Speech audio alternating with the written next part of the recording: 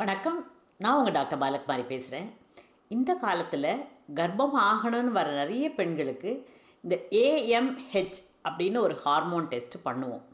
நிறைய பெண்களுக்கு சின்ன வயசுலேயே ஒரு 35, 32 வயசுலேயே இது ரொம்ப லோவாக இருக்குது. ரொம்ப ரொம்ப லோவாக இருந்ததுன்னா உடனே ஃபர்டிலிட்டி ஸ்பெஷலிஸ்ட்லாம் என்ன பண்ணுறாங்க, நீங்கள் ரொம்ப நாள் வெயிட் பண்ண வேண்டாம், நீங்கள் இக்ஸி ஐவிஎஃப் போகிறது நல்லது அப்படின்னு சொல்கிறாங்க. இது கரெக்டாக ஏன் ஏஎம்ஹெச் லோவாகுது, அதற்கு என்ன பண்ணலாம், இந்த வீடியோவில் இந்த விஷயங்களை பார்ப்போம் வாங்க. ஏஎம்ஹெச்ங்கிறது ஒரு ஹார்மோன். இந்த ஹார்மோன் எங்கேருந்து சுரக்கிறதுனா, நம்ம கருமுட்டைகள் இருக்குல்ல, ஓவரின்னு சொல்கிறது சினைப்பை, கர்ப்பப்பைக்கு பக்கத்தில். இது ஒரு சின்ன ஒரு பாதாம் பருப்பை விட கொஞ்சம் பெரிய சைஸில் இருக்கும் ஓவரி அப்படின்னு சொல்லிட்டு. இந்த ஓவரியில் சின்ன சின்ன சின்ன சின்ன கருமுட்டைகள் நிறைய இருக்கும்.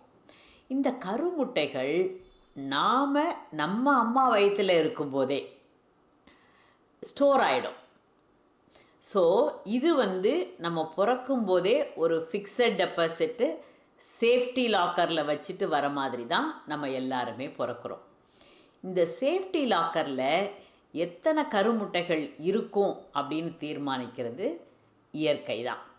சில பேருக்கு 200, 250 இருக்கும், சில பேருக்கு 400 இருக்கும், சில பேர் 650 இருக்கும். பட் மேக்ஸிமம் 400 to 500 அந்த ரேஞ்சில் தான் இருக்கும். இதுதான் நார்மல் ரேஞ்சு. இந்த கருமுட்டைகள் பூ பெய்கிற வரைக்கும், பியூபர்ட்டி வர வரைக்கும் கமுக்கமாக இருக்கும், வேலை செய்யாது. அதுக்கு பிறகு நம்ம பிரெயின்லேருந்து ஆர்டர் வரும்போது, பியூபர்ட்டிக்கான மாற்றங்கள், ஹார்மோன்ஸ் வரும்போது இந்த கருமுட்டைகள் கொஞ்சம் கொஞ்சமாக வளர ஆரம்பிக்கும். இவங்க வளரும்போது தான் இந்த ஆன்டி முலேரியன் ஹார்மோன் அப்படின்ற ஹார்மோனை சுரக்கிறாங்க. ஸோ அதனால் ஏஎம்ஹெச் பார்த்திங்கன்னா இந்த பியூபர்ட்டிக்கு முன்னாடி ரொம்ப லோவாக தான் இருக்கும். பியூபர்ட்டிக்கு பிறகு கொஞ்சம் கொஞ்சமாக இன்க்ரீஸ் ஆகி பீக் 25 to 30 இயர்ஸ் வரைக்கும் இருக்கும். 30 இயர்ஸ்க்கு பிறகு அகெயின் கொஞ்சம் கொஞ்சமாக குறைய ஆரம்பிக்கும். ஏன்? ஒவ்வொரு கருமுட்டை வளர்ந்து ரிலீஸ் ஆகுது இல்லையா மாதம் மாதம். அப்படி ஆகும்போதெல்லாம் கணக்கில் ஒன்று டெபிட் ஆகிட்டே வரும். சரியா? இதில் என்னென்னா, இந்த சேஃப்டி லாக்கரில் இருக்கிற கருமுட்டைகள் ஃபிக்ஸட் டெபாசிட்டு. இந்த ஃபிக்ஸட் டெபாசிட்டை நம்ம எந்த காலத்துலேயும் ஆட் பண்ணவே முடியாது. ஆனால் மாதம் பீரியட்ஸ் வரும்போது டெபிட் ஆகிக்கிட்டே இருக்கும். இப்போ ரெகுலர் பீரியட்ஸ் இருக்கிறவங்களுக்கு மாதத்துக்கு ஒரு கருமுட்டை தான் டெபிட் ஆகும். இந்த பாலிசிஸ்டிக் ஓவரிஸ்லாம் இருக்கிறவங்களுக்கு பார்த்திங்கன்னா ஏஎம்ஹெச் நிறைய இருக்கும். அப்போ ஏஎம்ஹெச் நிறையா இருந்ததுன்னா இவங்கெல்லாம் ஈஸியாக கர்ப்பம் ஆகணும் தானே, அப்படி தானே நினைப்பீங்க. என்னென்னா, இவங்களுக்கு அந்த இம்மெச்சோர் கருமுட்டைகள், அந்த கருமுட்டைகள் நிறைய வளரும். ஆனால் அதில் ஒன்று கூட உருப்படியாக மெச்சூர் ஆகி எக்கை ரிலீஸ் பண்ணாது. ஸோ இந்த பிசிஓஎஸ்க்கு என்ன முக்கியமான காரணம்? மெயினாக ஒபிசிட்டி. ஸோ அதை கண்ட்ரோல் பண்ணணுன்னா நீங்கள் டயட் அண்ட் எக்ஸசைஸ் தான் பண்ணணும். ஸோ ஏஎம்ஹெச் லோவாக இருந்தால் நமக்கு கர்ப்பம் நிற்கிற வாய்ப்புகள் குறையுது.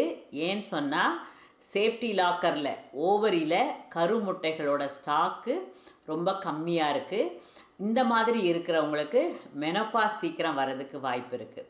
ஸோ இந்த ரீசனால் தான் இன்ஃபர்டிலிட்டி ஸ்பெஷலிஸ்ட் எல்லாம் கொஞ்சம் நீங்கள் சீக்கிரமாக குழந்தை பெற்றுக்கோங்க, இப்போ உங்களால் நேச்சுரலாக ரொம்ப நாள் ட்ரை பண்ணி நிற்கலைன்னா ஐவிஎஃப் இக்ஸி மாதிரி ப்ரொசீஜர்ஸ் போங்க அப்படின்னு சொல்லுவாங்க. இதுக்கு சில சமயத்தில் மருந்தெல்லாம் கொடுப்பாங்க.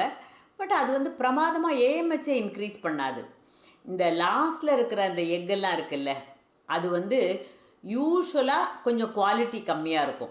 ஸோ கருமுட்டை வெளியாச்சுன்னா கூட கர்ப்பம் நிற்கிற வாய்ப்புகள் குறைவாக இருக்கும். ஸோ அந்த குவாலிட்டியை இம்ப்ரூவ் பண்ணுறதுக்காக சில விட்டமின்ஸ், ஒரு விதமான ஹார்மோன் டிஹெச்ஏ அப்படின்ற ஒரு ஹார்மோன்லாம் கொடுக்கறது வழக்கம். ஸோ இதில் பிரமாதமாக வேலை செய்யுமானா செய்யாது.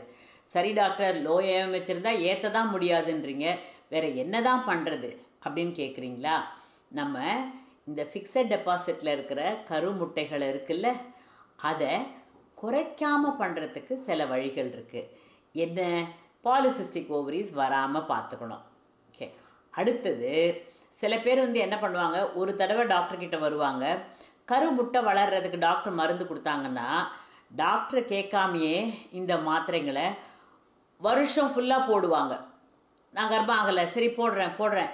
இந்த மாதிரி நிறைய கருமுட்டை வளர்றதுக்கான மாத்திரை போடும்போது அந்த கருமுட்டைகள் சீக்கிரம் எக்ஸாஸ்ட் ஆகிறதுக்கு வாய்ப்பு இருக்குது. ஒரு கருமுட்டைக்கு பதிலாக 5 கருமுட்டை வந்ததுன்னா ஃபிக்ஸட் டெபாசிட்லேருந்து சீக்கிரம் தானே காலி ஆகும். ஸோ இதுதான் வந்து நீங்கள் புரிஞ்சுக்க வேண்டியது. ஸோ ஏஎம்ஹெச் எல்லாருக்கும் ஒரு ஃபிக்ஸட் வேல்யூ இருக்கும். இந்த ஃபிக்ஸட் வேல்யூ 1.2க்கு மேலே இருந்ததுன்னா ஓகே, 1.2க்கு கீழே போச்சுனாலே அது ரொம்ப குறைய ஆரம்பிக்குதுன்னு அர்த்தம். அந்த மாதிரி குறையிறவங்க சீக்கிரம் கர்ப்பம் உண்டாகிறதுக்கு முயற்சி செய்கிறது நல்லது. அது நீங்கள் இயற்கையாகவும் முயற்சி செய்யலாம். அதே சமயத்தில் இயற்கையாக முயற்சி செய்து ஆகலை அப்படின்னு சொன்னால் நீங்கள் ஐயுஐ ஐவிஎஃப் மாதிரியான ப்ரொசீஜர்ஸ்க்கு போகிறது நல்லது. இது கனெக்டடாக நீங்கள் என்ன பண்ணுங்கள், நார்மல் மென்ஸ்ட்ருவேஷன் அப்படின்னு ஒரு வீடியோ போட்டிருப்பேன்.